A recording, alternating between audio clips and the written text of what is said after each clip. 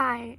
Okay, to start out this midterm essay or video, as you said we could do, I'm choosing to do a TED Talk or a video because I feel like I can explain myself more in my own words out loud rather than writing them down on paper.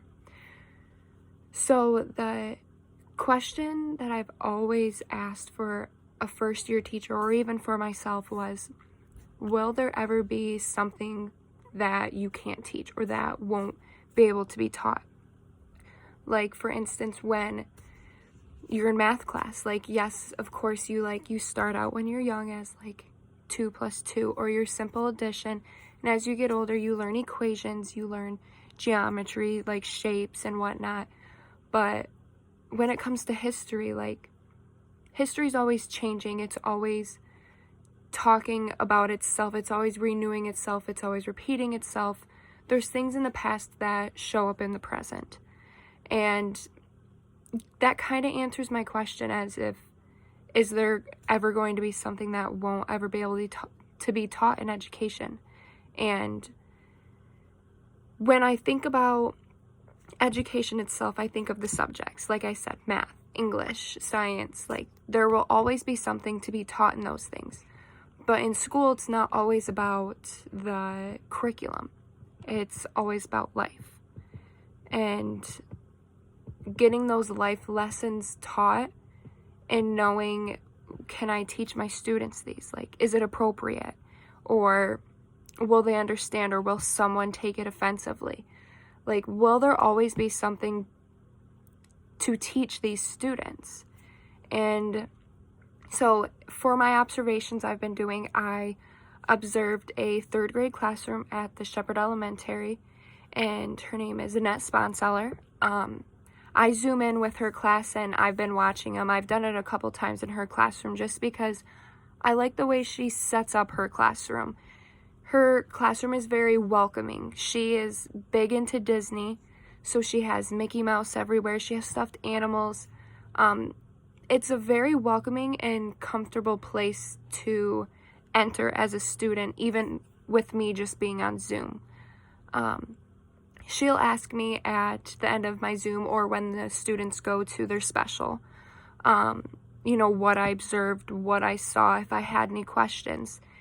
And the main thing she told me is, yes, these are 3rd graders. 3rd graders are in the transition of maturing in a way to move to middle school, to become the big dogs in the elementary, become 4th and 5th graders.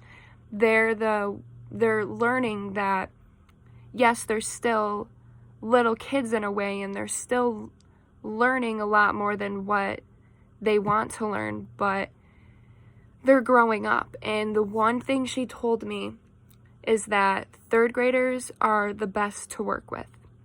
She kept reminding me that they're in the transition. They're in the transition of figuring out their maturity. They're figuring it out how to become those mature students, to show the kindergartners and the 1st graders that this is how you walk in a line, or this is how you stay quiet. They're transitioning into becoming the big dogs in the elementary for when they move into the middle school. And she would just tell me over and over, 3rd graders are easy to understand. They're hard to work with, but they're very easy to understand. So they were learning a new topic in science, and she explained to them that, volcanoes, they do this, they do that. We're going to make our own volcano. They got super excited, especially the boys. They got pumped. They got if I wanted to make a volcano, I'd be excited too. But at the end of our Zoom meeting, the last one we had, she told me that to become a teacher, you have to fall in love with the students.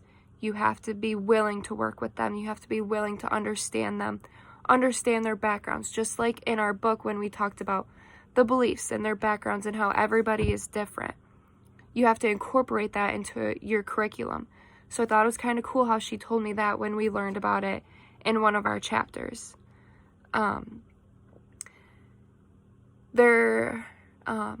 we had an English teacher in the Shepherd High School that I didn't get the chance to observe his classrooms.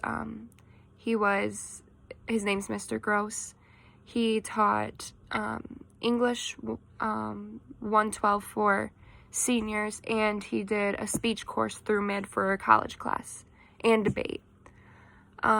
He's been at Shepherd for I don't know how long. He had my parents in school, he had my older sister, he had me. But just like, even though I didn't get to observe his classroom before he left Shepherd, this class reminds me over and over of him. Mr. Gross followed the curriculum, but he showed true life into his teaching. He taught the curriculum, but there was always something to be taught in his words. Even if it wasn't about English or about speech, he took the time to talk to us about anything that was going on. So to answer my question, will there ever be anything not to teach students? There's always something to teach students because of Mr. Gross in my eyes. He has taught me so many life lessons, so many ways to write an essay, like even in like the curriculum. Like, he is a great teacher, hands down. He understands students. He can look at you and read you right away and know, this is how this student needs to be taught. This is how they learn. This is how I need to incorporate my teaching to help them and make them learn what is going on. It's baby steps. I remember him telling us that in my English class. You take baby steps with each student to help them understand and to learn along with the whole class. Everybody's different. He told us that every day. Everybody is different. And he's a great guy. He answers my question for this midterm very clearly. Will there ever be anything to not teach in education? There will always be something to teach in education in my eyes because of the way Mr. Gross at Shepherd High School taught me in my class. Then I observed a first grade classroom. No, a kindergarten classroom with Mrs. Morrison.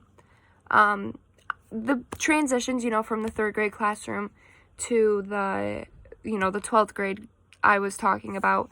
Kindergartners are wild. They're cute. They color. They run around. They're full of energy. They're kindergartners. They're 5 years old.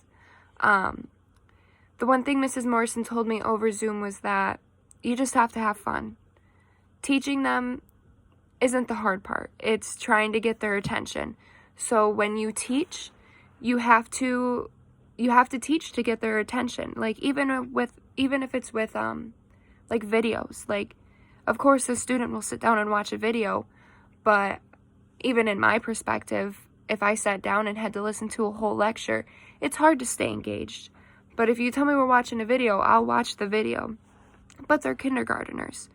So she always told me after my Zoom with her that it's not hard to teach them, it's hard to get their attention. So in the curriculum, you have to get their attention in a fun way a kindergartner would understand to make them learn, to make them understand and progress in growth.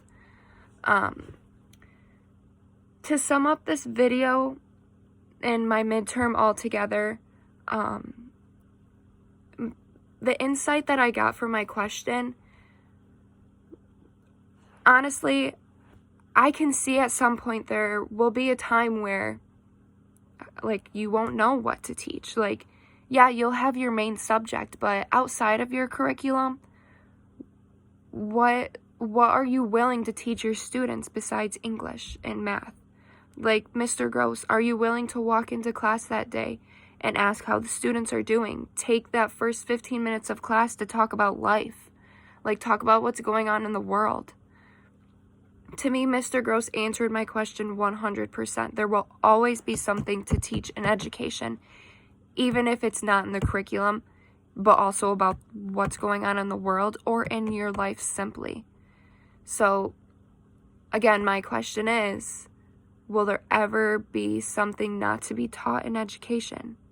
But there will always be something to learn and teach in the world, in the past, and in the future.